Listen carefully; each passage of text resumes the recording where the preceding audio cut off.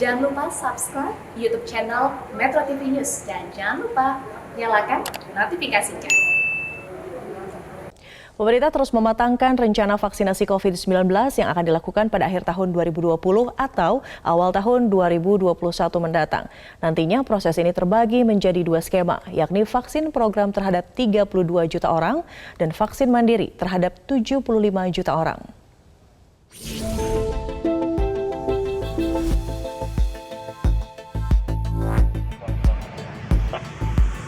Rabu pagi, Presiden Joko Widodo mengunjungi Puskesmas Tanah Sereal di Bogor, Jawa Barat untuk memantau langsung proses simulasi pemberian vaksin.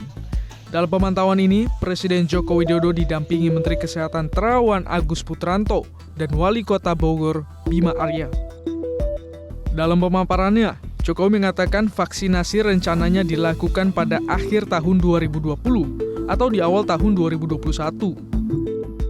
Selain proses distribusi ke daerah nantinya, proses yang masih membutuhkan waktu ini dikarenakan pemerintah masih menunggu rekomendasi BPOM terkait kaidah-kaidah saintifik agar vaksin aman. Vaksinasi itu di akhir tahun atau di awal tahun? Akhir tahun 2020 atau di awal tahun 2021. Karena memang proses persiapannya itu tidak hanya menerima vaksin kemudian langsung disuntikkan. Kita juga harus menyiapkan distribusi ke seluruh tanah air. Ini yang tidak mudah.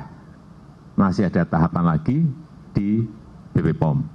Karena kita memerlukan emergency use authorization dari sana. Hingga tahapan itu memerlukan waktu, mungkin antara kurang lebih 3 mingguan.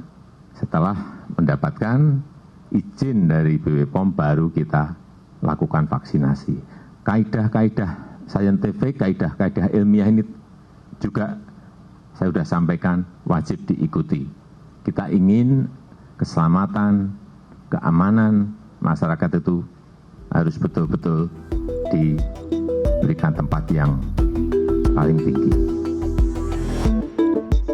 Sebelumnya, Menteri Kesehatan Terawan Agus Putranto membeberkan rencana pemerintah dalam melakukan vaksinasi COVID-19 di Indonesia.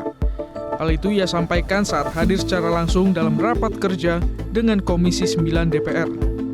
Menurut Terawan, ada 2 skema pelaksanaan vaksinasi.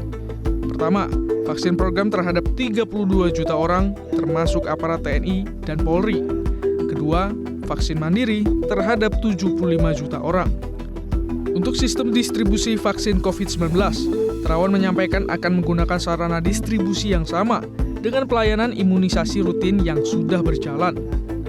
Imunisasi COVID-19 bisa dilihat dari slide berikut, terdiri dari 4 tahapan, yaitu dimulai dari meja pertama atau untuk pendaftaran, kemudian meja kedua untuk melaksanakan screening, di mana petugas kesehatan akan melaksanakan anamnesa dan pemeriksaan fisik sederhana.